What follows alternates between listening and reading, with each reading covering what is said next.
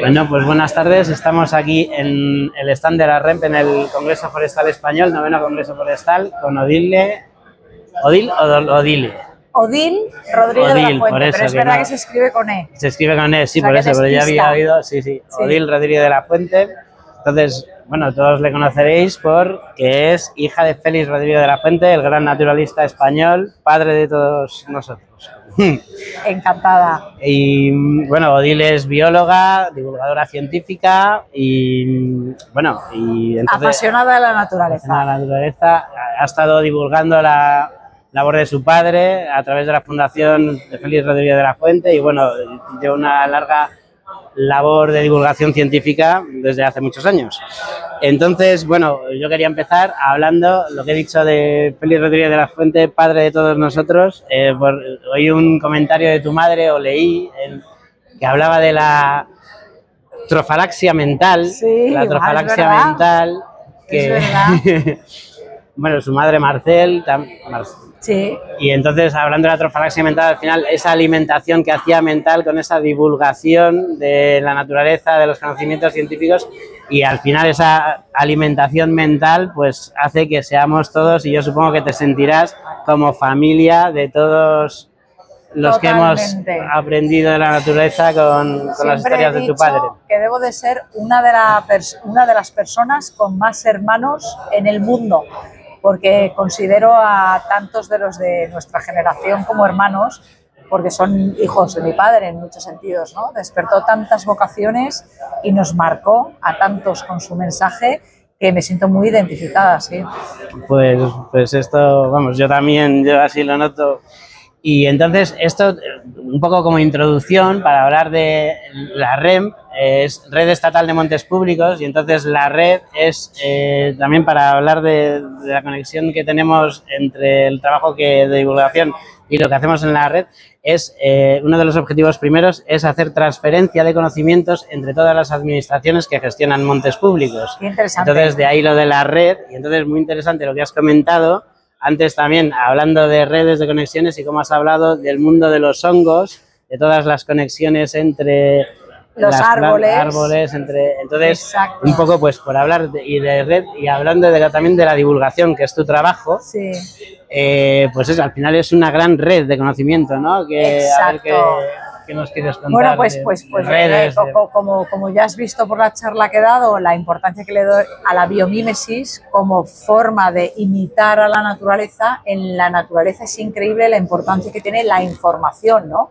Como para tejer redes, para establecer dinámicas, diferentes tipos de relaciones. Y ahora parece que cada vez más la ciencia de la ecología, de la biología, de la botánica, está mirando precisamente a las relaciones, ¿no?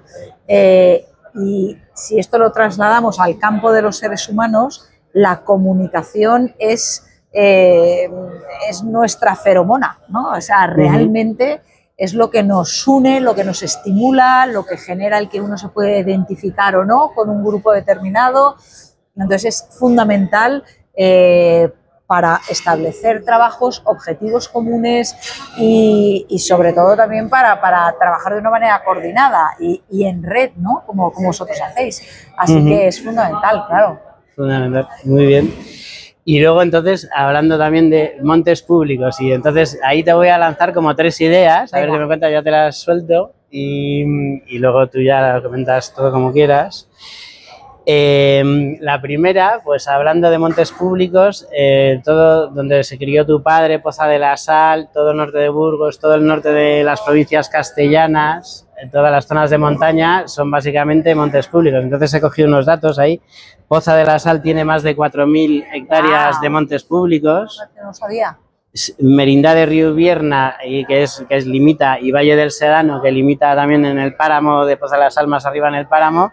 Valle del Sedano tiene más de 18.000 hectáreas de montes públicos y Merindad del Río Vierna tiene más de 8.000 hectáreas, entre montes de utilidad pública y montes públicos patrimoniales, no catalogados como de utilidad pública, pero montes públicos todos ellos, todas estas hectáreas. Entonces seguro que todos esos recorridos que tu padre contaba cuando iba con el ganado, con los pastores, el lobo, todo eso, todo ese conocimiento de la naturaleza se desarrolló en montes públicos. Hombre, claro, porque son totalmente. todo... ¿No? Yo creo que en ese sentido nuestro país es extraordinario en la cantidad, ¿no?, de montes públicos que tiene y el potencial que tiene el desarrollar pues unos objetivos comunes, ¿no? y en realmente hacer una ordenación de esos montes públicos con una serie de criterios afines a tanto restauración como resiliencia de esos espacios, como poder compaginarlos bien también con la gestión tradicional local de cada uno de ellos. Es una maravilla, es otro de los grandes potenciales que tiene nuestro país, como por ejemplo toda la red de caminos del ganado, ¿no?, de la ganadería en extensivo, que también vertebra nuestro país y es muy única a la península ibérica, ¿no?, y a nuestras tradiciones. Entonces me parece que es un campo de trabajo apasionante y efectivamente él estaba en los montes públicos recorriendo esos montes y le marcaron su carácter, claro. Claro, entonces también pues por ligando estas ideas que cuentas y otra de... que son cómo han cambiado los montes también y cómo han cambiado las circunstancias, también lo has comentado en la ponencia inicial que has hecho. De hace 50 años acá, claro, pues tenemos el IFN 1, se hizo en los años 70 más o menos, el IFN 3, ahora ya se ha hecho el cuarto, pero están los datos procesándose, pero el 3 ha aumentado la masa forestal en un 50%, ponle, ha aumentado la masa forestal en cuanto a superficie, de masa arbolada, pero en cuanto a existencias de madera en pie, o sea, los bosques se han densificado, lo que ya también comentó José Luis Tomé en la charla inicial también.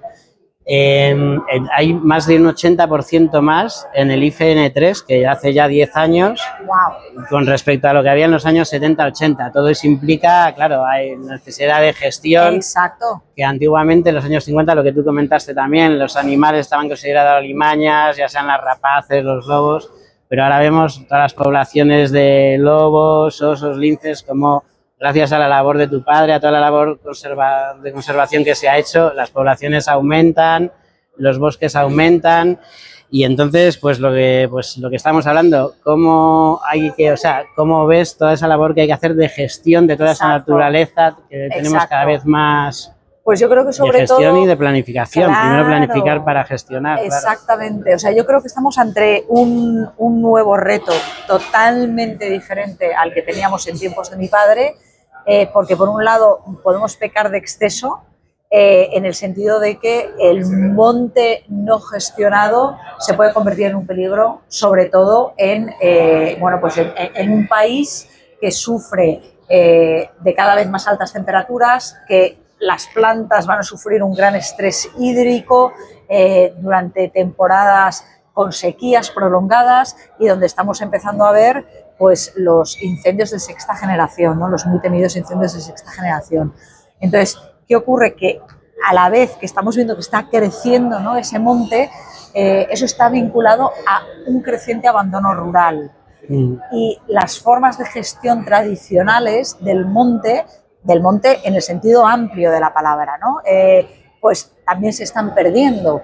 Y ahí es donde vemos, por ejemplo, pues una matorralización excesiva de muchos de nuestros montes y todos los peligros que eso conlleva. Entonces, esto nos obliga a tratar de entender qué tipos de ecosistemas son estos, qué referencias tenemos de ecosistemas que tengan todas las piezas necesarias para tener los procesos de un ecosistema similar sano y de qué manera podemos nosotros, si falta alguna de esas piezas, suplementar esa función, ¿no?, para que esos ecosistemas sean sanos. Y lo que sí sabemos es que en las anteriores glaciaciones lo que teníamos era un enorme número de ungulados que eran los que mantenían los paisajes en mosaico, porque en realidad en España, más que ser un bosque cerrado, eran paisajes en mosaico, ¿no?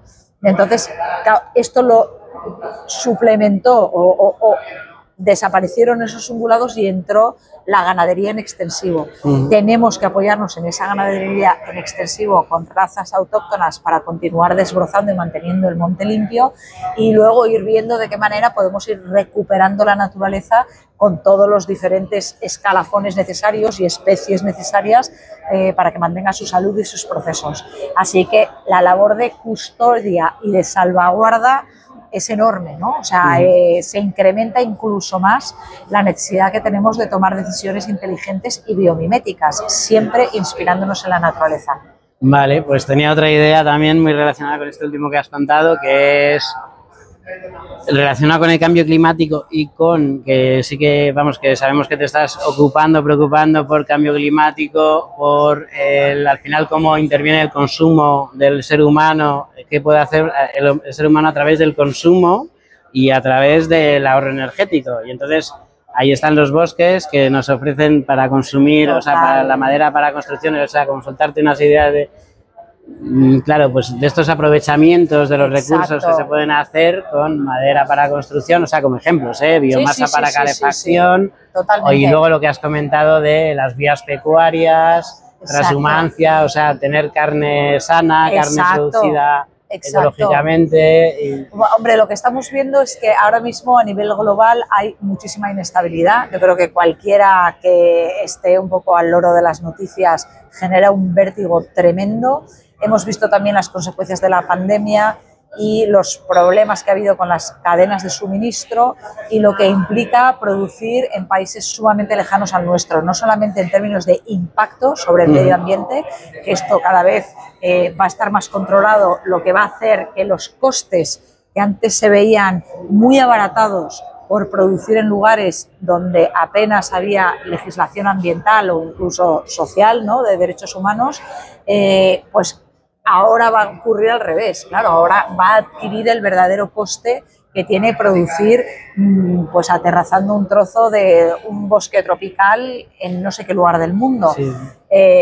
Entonces, yo creo que cada vez más vamos a ir virando hacia una autosuficiencia globalizada, pero construyendo de abajo arriba.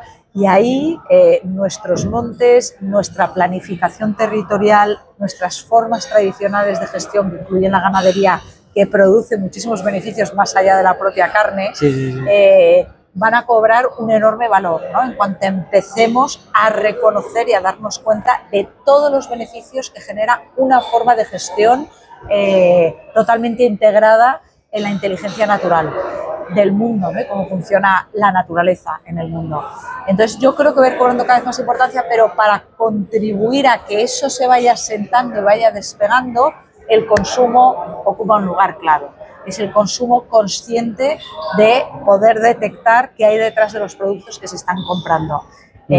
Porque evidentemente un consumidor tiene mucho más poder que una persona en una democracia con un voto cada 4 años, donde, bueno, luego la política deriva en lo que deriva, pero el consumo lo hacemos a diario.